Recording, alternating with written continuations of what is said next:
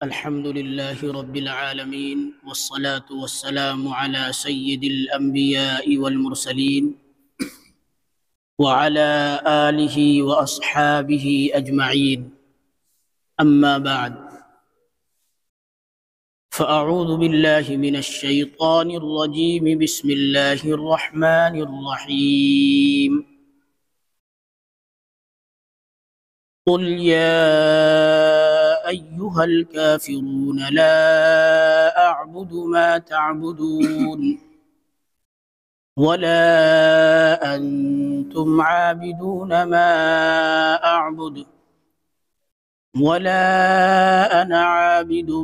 ما عبدتم ولا أنتم عابدون ما أعبد لكم دينكم ولي دين. صدق اللہ العظیم.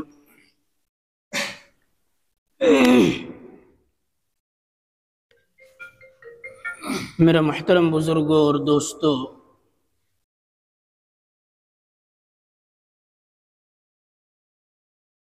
یہ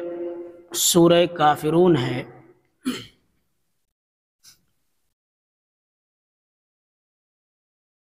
پچھلے درس میں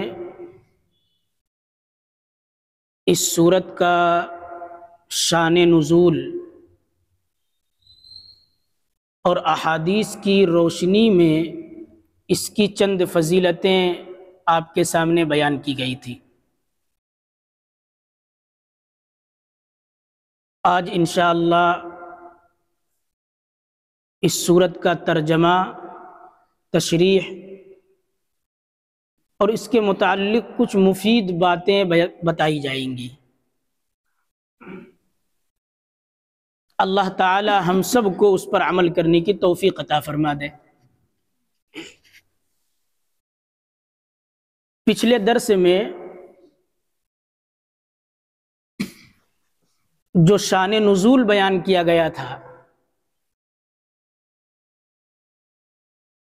اس کا مختصر خلاصہ یہ ہے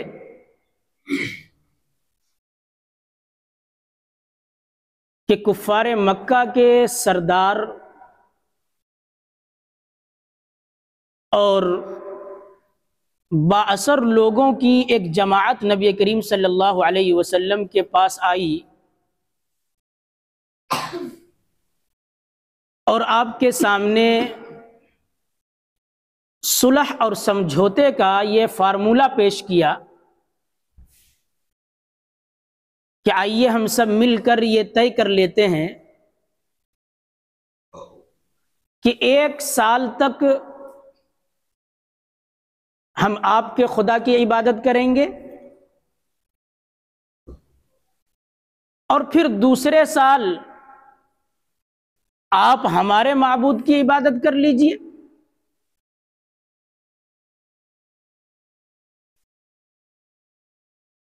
اگر یہ سمجھوتا ہو جائے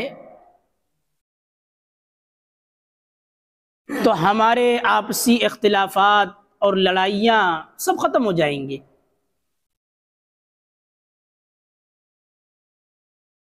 پھر ہم مکے میں امن و امان کے ساتھ، چین و سکون کے ساتھ مل جل کر زندگی گزاریں گے. آپ کو اور آپ کے ساتھیوں کو ہماری طرف سے کسی قسم کی تکلیف اور پریشانی کا سامنا نہیں کرنا پڑے گا. اس موقع پر اللہ رب العزت نے یہ سورت نازل فرمائی اور آپ علیہ الصلاۃ والسلام کو یہ حکم دیا کہ آپ ان کفار کے دین و مذہب سے، ان کے طور و طریقے سے بالکلیہ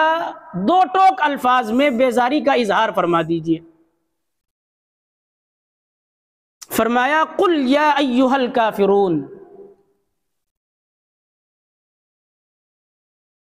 کہ آپ ان منکرین اسلام سے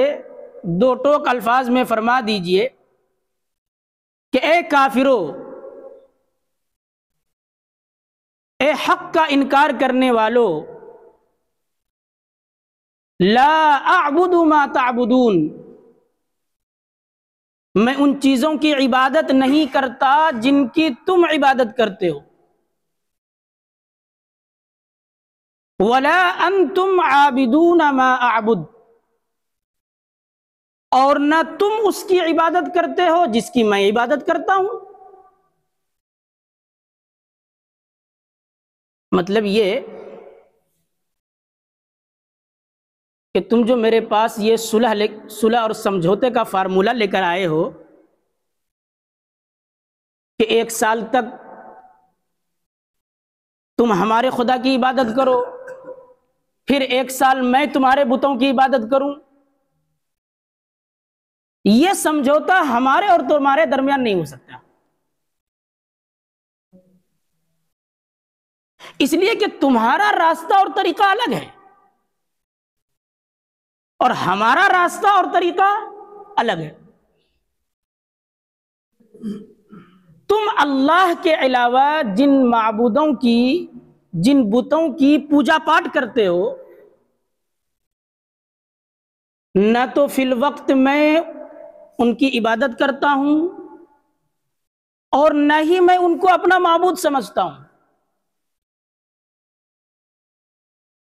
بلکہ میں تو اس خدا کی عبادت کرتا ہوں جو بالکل تنہا اور اکیلا ہے، نہ اس کی ذات میں اس کا کوئی شریک ہے، نہ اس کی صفات میں اس کا کوئی شریک ہے، اپنے سارے معاملات میں اسی کو اپنا حاجت روا اور مشکل کشا سمجھتا ہوں۔ تو میری حالت تو یہ ہے کہ میں ایک اللہ کی عبادت کرتا ہوں، تمہارے بتوں کی عبادت نہیں کرتا ہوں میں، اور دوسری طرف تمہاری حالت یہ ہے کہ جس خدائے پاک کی میں عبادت کرتا ہوں، تم خالص اس خدا کی عبادت نہیں کرتے ہو، بلکہ اس کے ساتھ بے شمار دیوی دیوتاؤں کو تم نے اپنا معبود سمجھ رکھا ہے، ان کی تم پرستش کرتے ہو، ان کے سامنے اپنے سروں کو جھکاتے ہو، ان سے اپنی مرادیں مانگتے ہو، اپنی ضروریات اور حاجات کا سوال کرتے ہو۔ غرض یہ کہ فی الحال، فی الوقت، نہ تو میں تمہارے بتوں کی عبادت کرتا ہوں، یعنی تمہارے معبود کو میں نہیں مانتا، اور نہ تم فی الحال میرے معبود یعنی ایک اللہ کی خالص عبادت کرتے ہو۔ آگے فرمایا وَلَا أَنَا عَابِدٌ مَا عَبَدتُّمْ، اور نہ آئندہ میں اس کی عبادت کروں گا جس کی تم عبادت کرتے ہو۔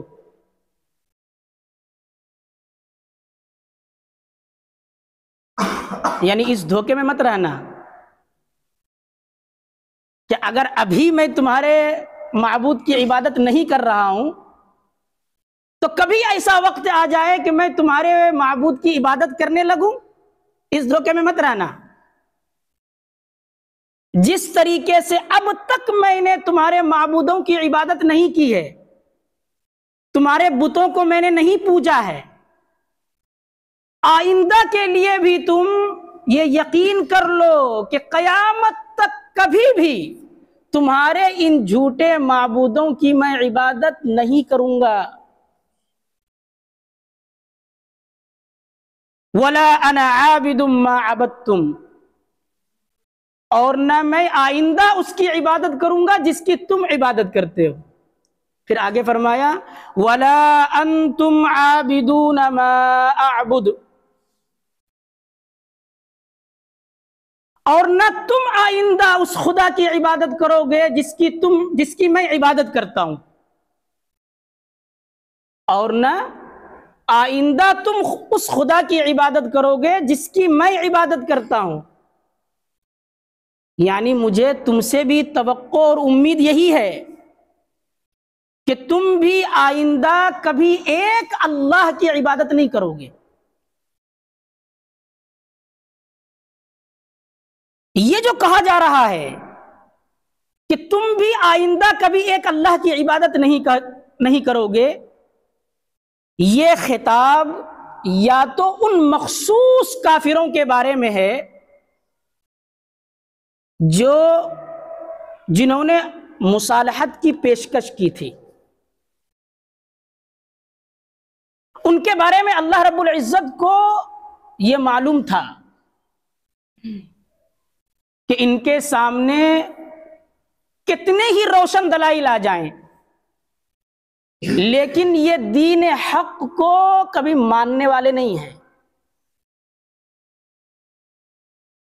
اس لیے آئندہ کے بارے میں پیشین گوئی فرما دی اللہ تعالیٰ نے کہ تم آئندہ بھی کبھی اس خدا کی عبادت نہیں کرو گے جس کی میں عبادت کرتا ہوں۔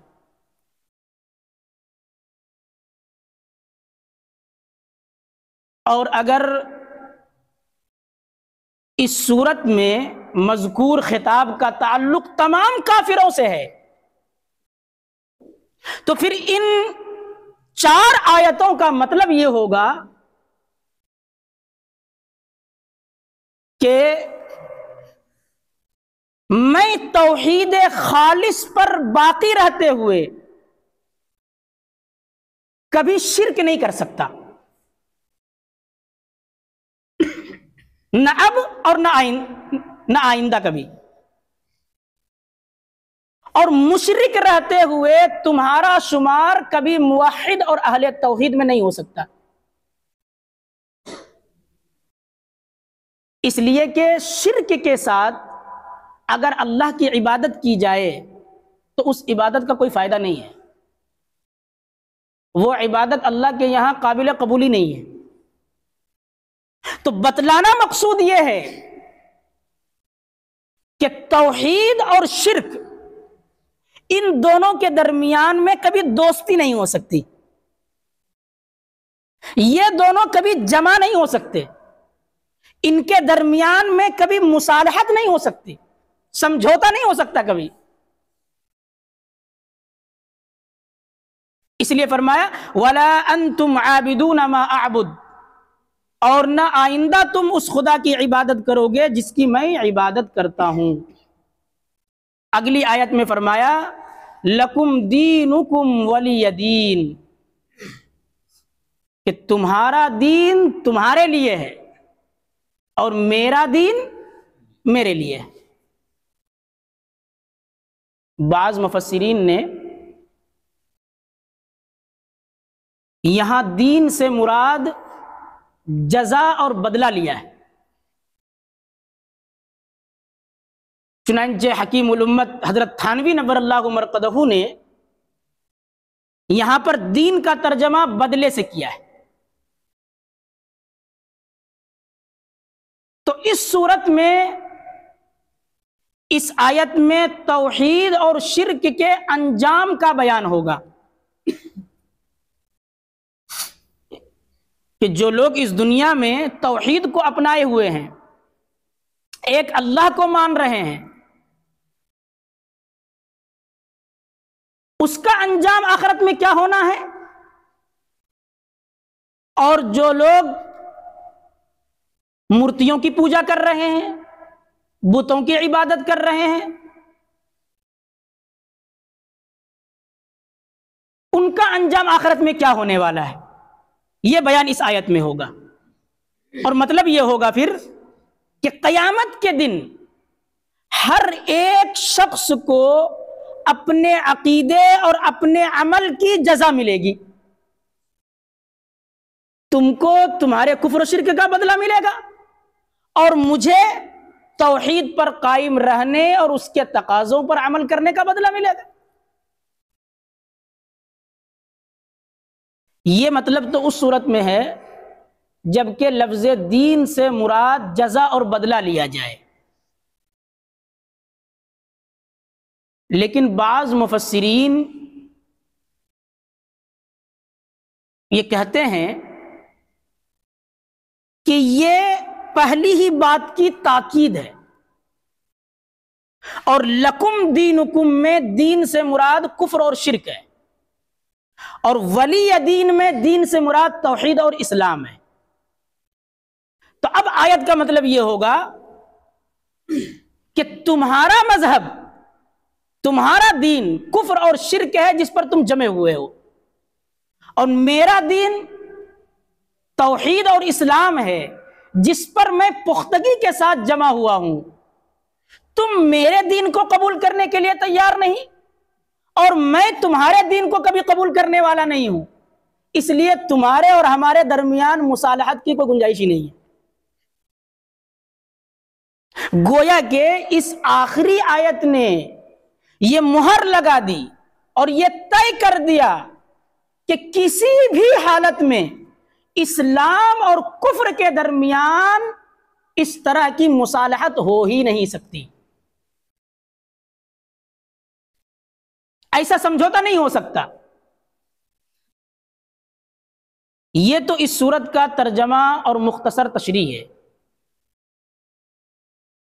اس سورت سے ہمیں اور آپ کو جو سبق ملتا ہے وہ سبق یہ ہے کہ اتحاد و اتفاق، ایک ساتھ مل جل کر رہنا، صلح اور امن و سلامتی، یہ بہت اچھی چیز ہے، ہونی چاہیے، اور اسلام نے اپنے ماننے والوں کو اس کی تعلیم بھی دی ہے۔ قرآن کریم میں فرمایا گیا وَإِن جَنَحُوا لِلسَّلْمِ فَاجْنَحْ لَهَا وَتَوَكَّلْ عَلَى اللَّهِ إِنَّهُ هُوَ السَّمِيعُ الْعَلِيمُ، کہ اگر کفار صلح کرنے کے لیے تیار ہو جائیں، سمجھوتے پر آمادہ ہو جائیں، تو اے میرے محبوب آپ بھی صلح کے لیے تیار ہو جائیے۔ چنانچہ خود نبی کریم علیہ السلام نے مدینے میں یہودیوں کے ساتھ اور پھر حدیبیہ کے موقع پر کافروں کے ساتھ صلح کا معاملہ فرمایا تھا۔ تو صلح اچھی چیز ہے، مل جل کر رہنا اچھی بات ہے، لیکن یہ سب اچھی بات اسی وقت تک ہے جب تک اسلام کے بتائے ہوئے اصولوں کو قربان نہ کرنا پڑے۔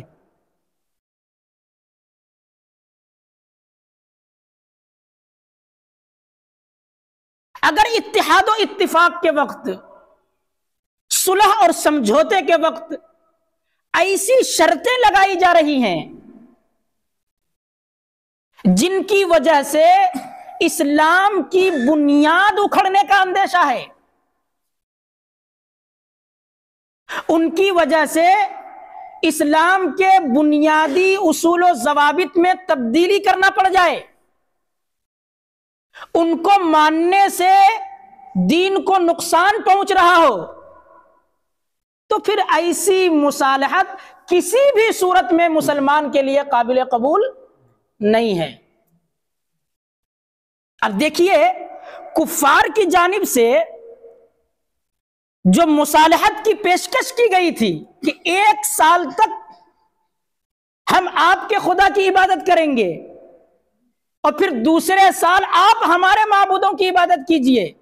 ہمارے بتوں کو پوجئے، یہ ایسی پیشکش تھی